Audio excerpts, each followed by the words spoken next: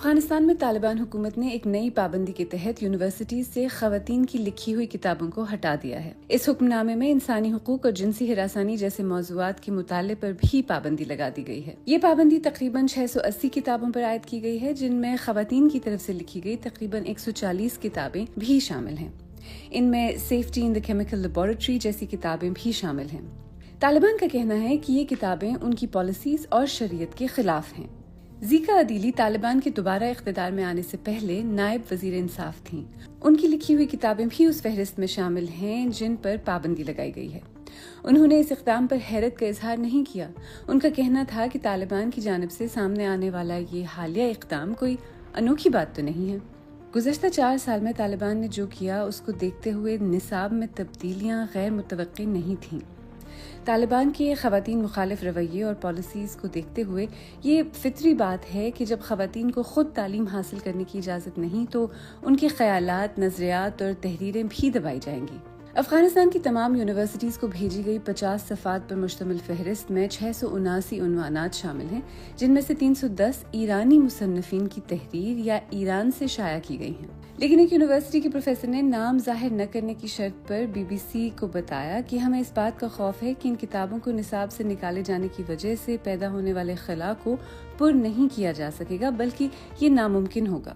انہوں نے کہا کہ ایرانی رائٹرز اور ٹرانسلیٹرز کی کتابیں افغانستان کی یونیورسٹیز اور عالمی تعلیمی کمیونٹی کے درمیان بنیادی رابطہ فراہم کرتی ہیں۔ ان پر پابندی لگنا اور نصاب سے ہٹایا جانا اعلیٰ تعلیم میں ایک بڑا خلا پیدا کرے گا۔ برطانوی جوڑا بالآخر افغانستان سے روانگی کے لیے کابل ایئرپورٹ پر۔ 80 برس کے پیٹر رینالڈز اور ان کی 76 سالہ بیوی باربی کو اس سال 1 فروری کو اس وقت حراست میں لیا گیا تھا جب وہ وطن واپس آ رہے تھے۔ انہوں نے اپنا وقت اور قانونی تقاضے پورے کر لیے ہیں۔ وہ گھر واپس جا رہے ہیں۔ اسلامی امارات افغانستان اسے سیاسی یا فوجی اقدام نہیں سمجھتی، اور ہم امید کرتے ہیں کہ ایسے معاملات کو سیاسی نہیں سمجھا جائے گا، اور ہم یہ بھی امید کرتے ہیں کہ ہمارے افغانوں کو جہاں بھی وہ ہیں ایسے ہی حقوق دیے جائیں گے۔ طالبان حکام کے مطابق جوڑے نے افغان قوانین کی خلاف ورزی کی تھی، مگر تفصیل کبھی نہیں بتائی۔ رہائی کے بعد میاں بیوی کو افغانستان کے لیے برطانیہ کے خصوصی ایلچی کے حوالے کیا گیا۔ یہ پیٹر اور باربی رینالڈز کے لیے عظیم دن ہے۔ ان کی صحبت ختم ہو گئی ہے۔ ہم خوش ہیں کہ وہ اپنے پیاروں اور خاندان سے یکجا ہونے والے ہیں۔ ہم اس سلسلے میں قطری تعاون کے لیے بھی شکر گزار ہیں۔ ایک قطری سفارتکار کے مطابق برطانیہ جانے سے پہلے دونوں میڈیکل چیک اپ کے لیے دوحہ میں ٹھہریں گے۔ میاں بیوی تقریباً 2 دہائی سے افغانستان کے بامیان صوبے میں رہ رہے تھے۔ پیٹر اور باربی رینالڈز کی شادی 1970 میں کابل میں ہوئی تھی۔ وہ پچھلے 18 سال سے ایک رفاہی تربیتی پروگرام چلا رہے تھے، جس کے لیے 2021 میں مقامی طالبان حکومت سے تائید حاصل کر لی گئی تھی۔ گھر والوں کے مطابق دونوں کو افغانستان سے بہت زیادہ محبت تھی، اسی لیے انہوں نے اگست 2021 میں طالبان حکومت کے قیام کے بعد بھی جب بہت سے مغربی شہری افغانستان سے چلے گئے تھے وہیں رہنے کا فیصلہ کیا تھا۔ عمر آفریدی، BBC نیوز۔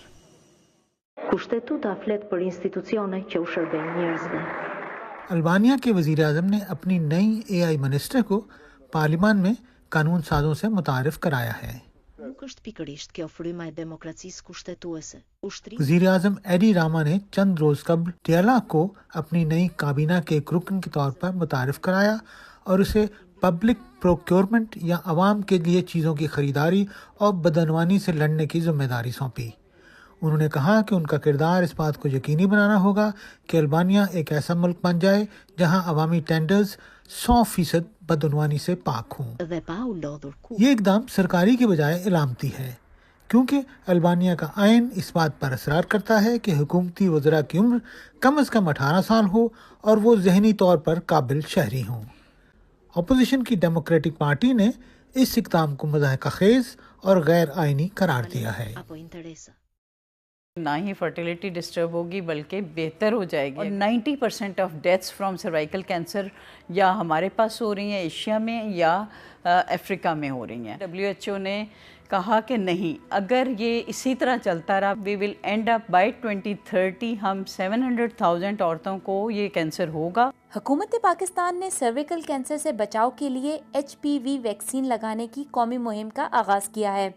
اس دوران 9 سے 14 سال کی عمر کی لڑکیوں کو سرنج کے ذریعے یہ ویکسین دی جائے گی تاکہ انہیں بچے دانی سے جڑے سرویکل کینسر سے بچایا جا سکے۔ تاہم اس ویکسین اور مہم سے جڑے بہت سے سوالات اور غیر تصدیق شدہ معلومات سوشل میڈیا پر شیئر کی جا رہی ہے۔ ہم نے ایسے ہی چند سوالات ماہر صحت کے سامنے رکھے۔ یہ ویکسین کیوں لگائی جا رہی ہے؟